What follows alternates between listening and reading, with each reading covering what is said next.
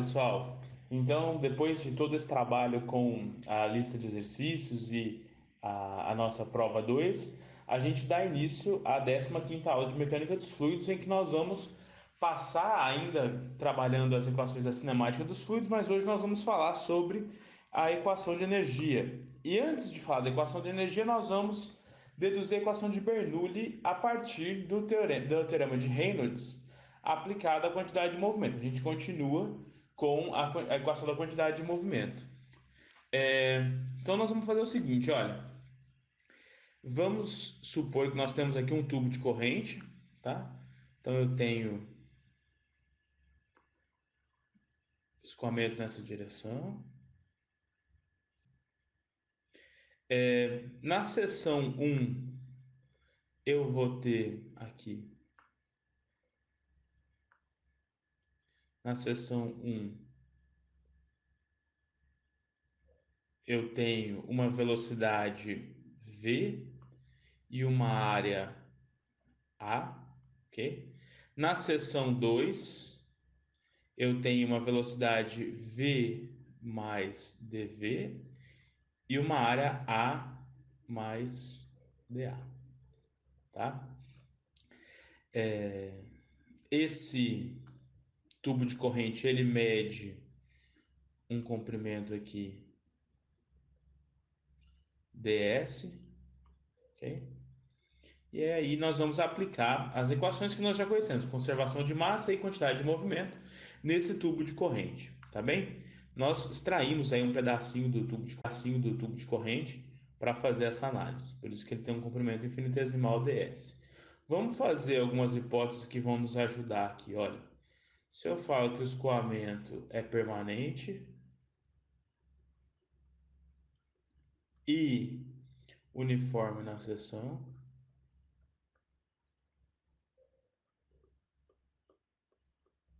e também falo que o fluido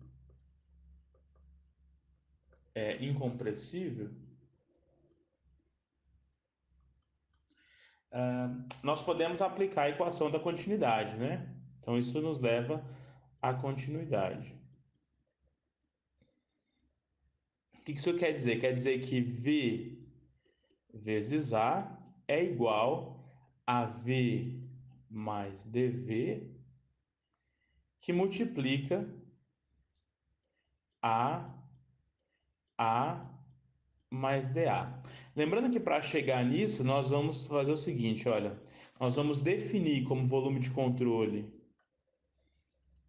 todo o nosso tubo de corrente, tá?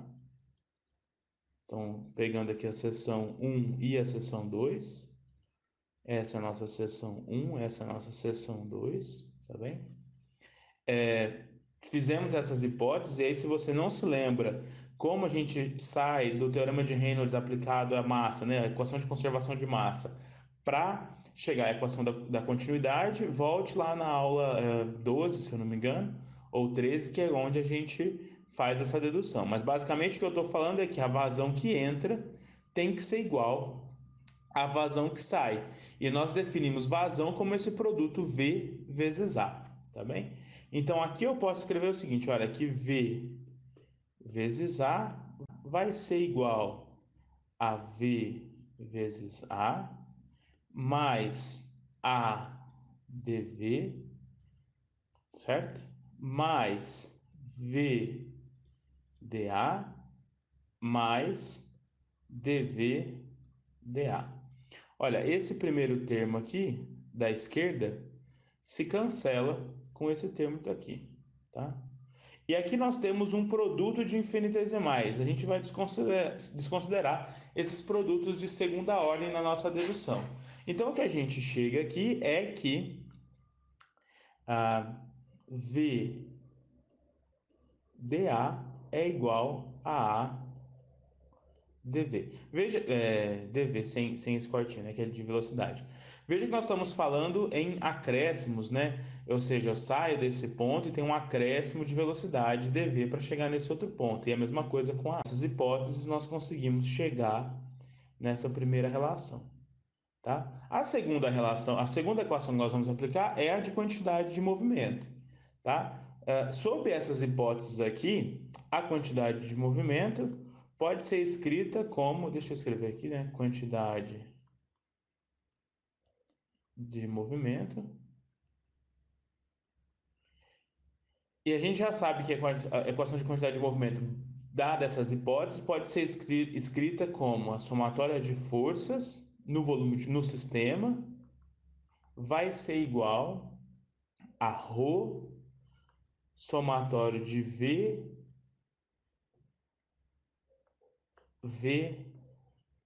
vezes A, né? Lembrando que eu separo sempre essas parcelas para a gente poder fazer as análises de sinal de entrada e saída da velocidade no volume de controle do produto, da velocidade no volume de controle do produto VDA também, tá bom? Então eu vou nesse primeiro slide analisar só o termo da direita, tá? Olha, então a gente já sabe que na seção um nós temos uma velocidade v entrando. A gente já sabe que o vetor de área dA aponta sempre para fora. Então, esse produto VDA, ele é negativo, tá? Então, nós temos o seguinte, analisando a seção um, que a somatória de forças que age ali nesse sistema vai ser igual a ρ, que multiplica a velocidade, se eu adotar essa direção aqui, ó, x na direção de S, né? Então ela é positiva. Então eu tenho V que multiplica VA, tá bem? E aí agora analisando a seção 2, o que nós temos é uma velocidade positiva e área, vetor de área positivo. Então nós temos tudo positivo. Vai ficar mais V mais dV que multiplica V mais dV vezes A mais dA, tá? Vamos continuar analisando esse termo. Olha, eu tenho aqui, vou pegar esse termo aqui, da seção 2 para a gente já poder analisar ele, tá? Ó, então, vou pegar esse termo aqui. Veja só, nós temos o seguinte, V mais dV ao quadrado que multiplica A mais dA. V mais dV ao quadrado vai ser V ao quadrado mais 2V dV mais dV ao quadrado. E é isso que multiplica A mais dA, né?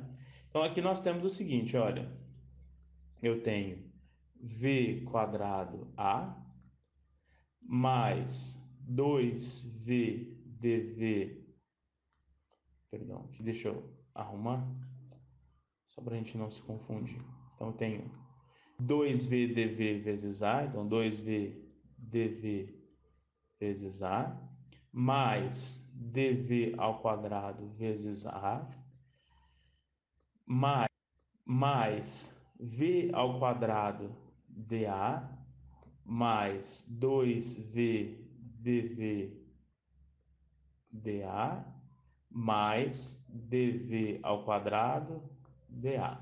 Olha, eu já vou cancelar os termos aqui que tem multiplicação de infinitesimais, por exemplo, esse termo, esse termo. Porque infinitesimal vezes infinitesimal, aqui na nossa dedução nós vamos poder ah, ignorar, tá?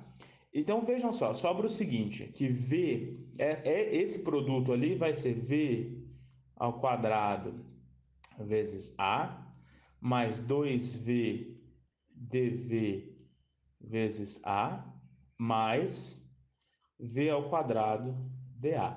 Mas olha só, da equação, esse V ao quadrado dA, a gente pode abrir em V dA.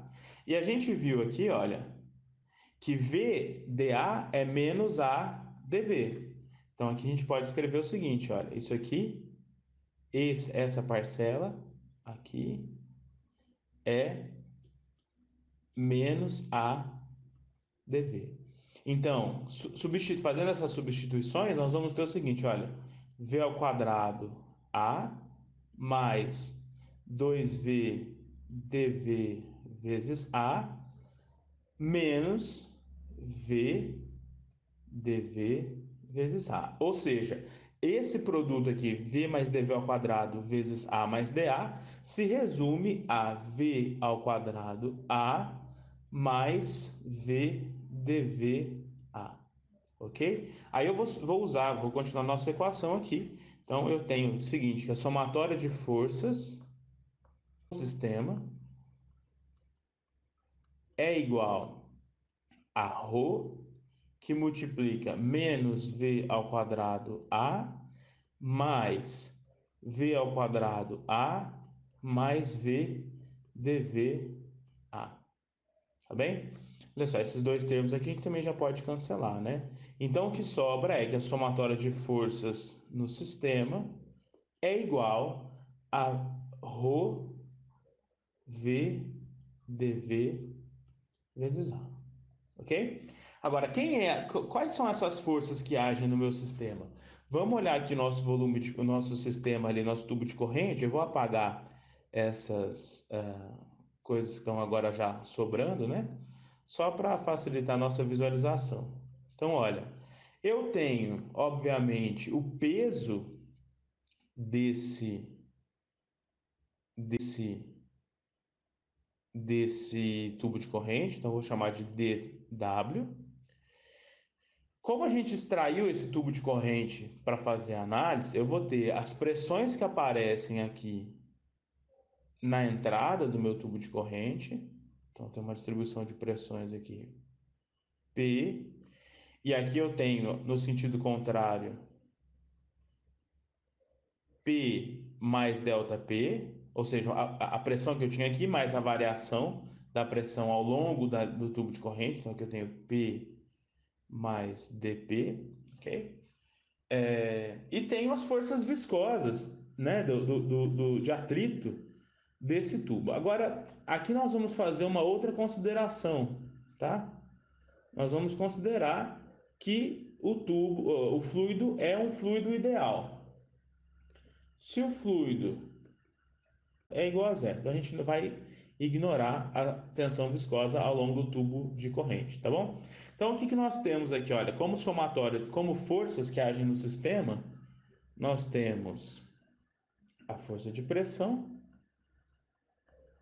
e força-peso, tá? Olha, a força de pressão pode ser escrita como P mais dP menos P vezes a área A, mais dA, né? Vezes a área A, vezes a área A, tá bem? A força, a força peso pode ser escrito como gama, isso aqui então é força FP. A força peso pode ser escrito como gama vezes o volume gama vezes o volume daquele tubo de corrente. Vai ser A vezes ds, tá? Então, o que a gente tem aqui substituindo na nossa equação é o seguinte: eu posso escrever que, olha, P menos P já cancela, né? Então, eu tenho A dP vezes A mais gama A ds igual a ρ v dv vezes A. Como esse A é diferente de zero, né? É a área do tubo de corrente, a gente pode já cancelar. E vejam só, aqui também vou fazer o seguinte: ds vai ser, olha, se isso aqui é a cota desse ponto e essa é a cota desse outro ponto, ds vezes cosseno de θ, eu tenho que decompor esse peso na direção de ds, o peso vai ser dw cosseno de θ, né, na direção aqui. Então eu posso escrever que o peso vai ser ds vezes essa diferença que a gente vai chamar de dz. Então aqui eu tenho dp,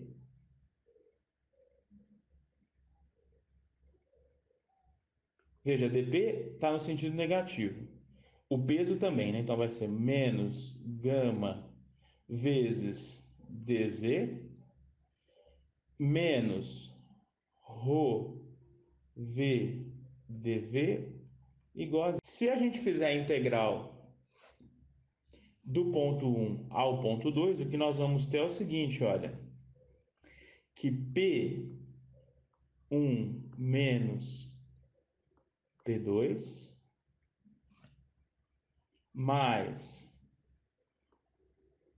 Z1 menos Z2 vezes gama mais V1 ao quadrado menos V2 ao quadrado sobre 2 vezes ρ, né? É igual a zero. Ou, se eu dividir todo mundo aqui por gama, eu tenho que P1 sobre gama mais V1 ao quadrado sobre 2G. Veja só, estou dividindo aqui por gama, né? Ó. Então, gama é ρ, G, então sobra um G. Mais Z1 é igual a P2 sobre gama mais V2 ao quadrado sobre 2G mais Z2. Essa aqui é a famosa equação de Bernoulli. O que essa equação fala? Essa equação fala que a energia total no ponto 1 é igual à energia no ponto 2. A gente vai ver isso em termos de energia no próximo vídeo, mas se eu multiplico isso aqui pela massa do sistema, a gente vai ver, se eu multiplico por mg aqui, ó, pelo peso de novo, né, eu tenho se eu multiplico por mg, eu vou ter mgz, energia gravitacional, mv quadrado sobre 2 energia, mv quadrado sobre 2 energia cinética, e por aí vai. Então, a equação de Bernoulli, ela fala sobre conservação de energia entre dois pontos. Nessa forma que ela é apresentada, a gente fala em conservação de carga, essa grandeza que é energia dividido por unidade de peso, tá? Então, a gente fala o seguinte, esse termo aqui, ó, P sobre gama mais V quadrado sobre 2G mais Z, a gente chama de carga e representa por Hzão, tá? Então, Hzão do ponto 1, a carga no ponto 1 é igual à carga no ponto 2, tá? Essa é a equação de Bernoulli. Vejam que essa equação ela só é válida sob as hipóteses que a gente fez. Quais são essas hipóteses? Escoamento permanente, uniforme na seção, fluido